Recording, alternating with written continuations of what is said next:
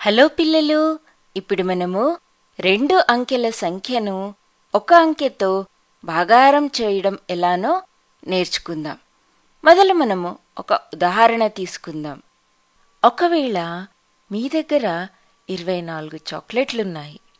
దాన్ని మీరు మీ స్నేహితుడితో పంచుకోవాలి. అప్పుడు మన దగ్గర 24 చాక్లెట్లు మరియు 2 పిల్లలున్నారు.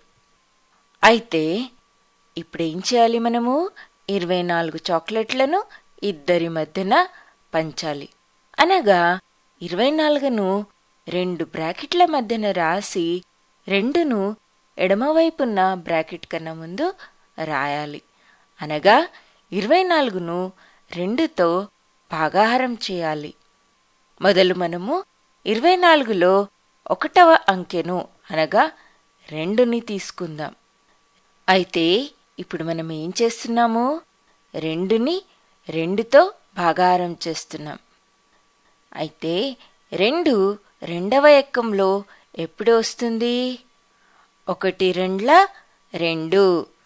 అప్పుడు మనం ఏం చేయాలంటే 1ని కుడివైపు ఉన్న బ్రాకెట్ పక్కన రాసి 2ని 24లో మొదటి అంకె అయిన 2 కింద రాయాలి. ఇప్పుడు ఏం చేయాలి? మనము 2ని 2 నుండి తీసివేయాలి. ఎంత అవుతుంది? 2 - 2 0.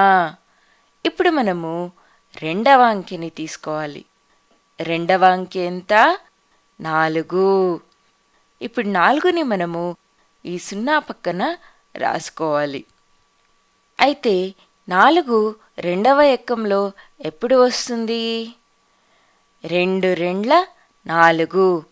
అనగా ఇప్పుడు మనము 2ని కుడివైపు బ్రాకెట్ పక్కన రాసిన 1 పక్కన రాయాలి. రాసి 4ని 4 కింద రాయాలి. ఇప్పుడు ఎంత అవుతుంది? 4 - 4 0. అనగా ఇప్పుడు ఇంకా ఇక్కడ ఏమీ మిగలలేదు. ఇప్పుడు మన భాగాహారము అయిపోయినట్టు. 24ని 2తో భాగించినప్పుడు మనకి 12 వస్తుంది. అనగా ఒక్కొక్కరికి 12 చాక్లెట్లు వస్తాయి. అలానే ఇక్కడ చూడండి ఇంకో ఉదాహరణ. మన దగ్గర 36 చాక్లెట్లున్నాయి మరియు దాన్ని మనము 2 పిల్లల మధ్యన పంచాలి. అప్పుడేమవుతుందో చూడండి. మొదలు మనము 36ని 2 బ్రాకెట్ల మధ్యన రాసి 2ని ఎడమవైపున్న బ్రాకెట్ కన్నా ముందు రాయాలి. మొదలు మనము 36లో 1వ అంకె అనగా 3ని తీసుకోవాలి. అయితే 3 రెండవ ఎక్కంలో ఎప్పుడు వస్తుంది?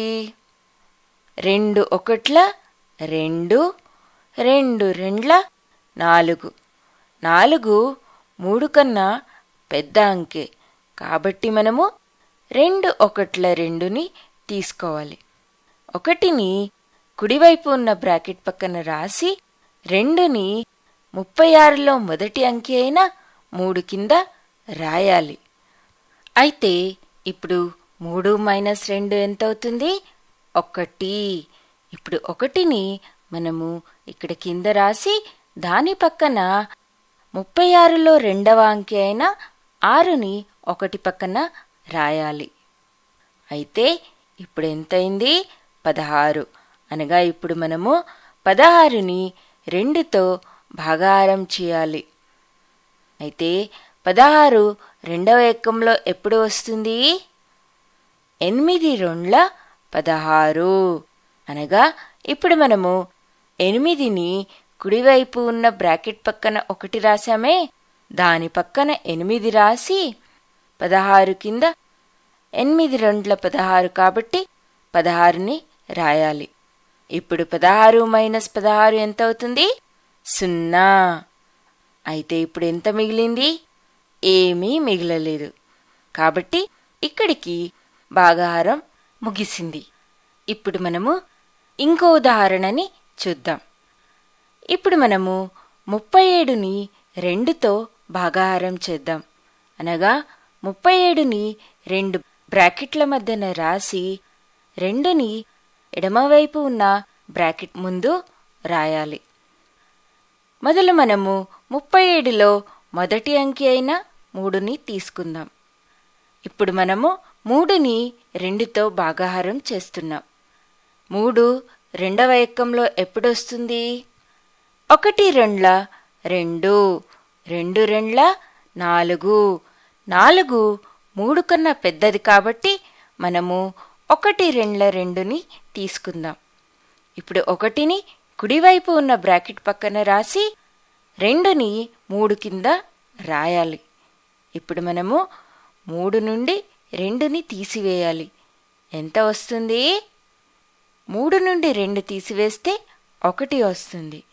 ఇప్పుడు ఆ 1 పక్కన 37లో రెండవ అంకె అయిన 7ని రాయాలి. అప్పుడు ఎంత అవుతుంది? 17. ఇప్పుడు మనము 17ని 2తో భాగాహారం చేయాలి. అయితే 17 రెండవ ఎక్కంలో ఎప్పుడొస్తుందో చూద్దామా?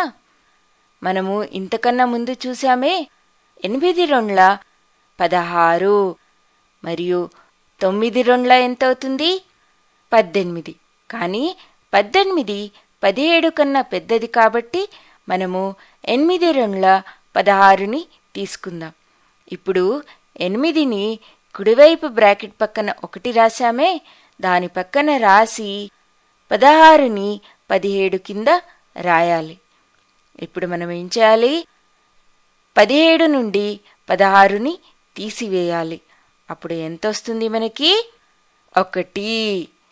ఇప్పుడు మనం ఇక్కడ 37ని విభాజ్యము అని అంటాము, మరియు 2ని భాజకము, మరియు 18ని భాగఫలం, మరియు 1ని శేషం అంటాము. అర్థమైందా పిల్లలు? 37ని విభాజ్యము అని, 2ని భాజకం అని, 18ని భాగఫలం అని, మరియు 1ని శేషం అని అంటాము. అయితే మనకి శేషము ప్రతిసారి ఉండదు, కొన్నిసార్లు మాత్రమే ఉంటుంది.